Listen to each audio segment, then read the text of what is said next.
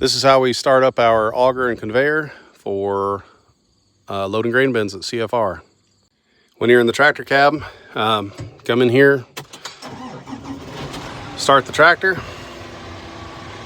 We will have a profile created here that says auger with conveyor. And we'll want to make sure we load that profile. Push our green check mark. And then we have to come up here, and this puts the PTO into stationary mode. I cannot save that in my profile.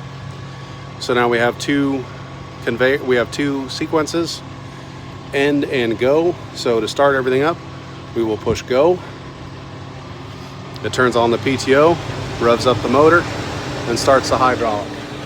That will start the conveyor, start the auger, and bring it all up in there. When we are done and you want to shut it down, you'll come up in the cab and push end. It will then shut off the hydraulics. It'll clear the auger, run for 15 more seconds, and then it will shut off the auger. And then at the same time it shuts off the auger, it'll idle down the motor. So that's all you have to do. But realize every time before you press end and go, you must set the PTO into stationary position. So this must be clicked every time. So I'm going to shut this off and talk about the other things on the outside. So this is our belt conveyor. Make sure that the flaps are down when you're driving up. This here controls the flaps. You just physically push them up so that they catch the grain.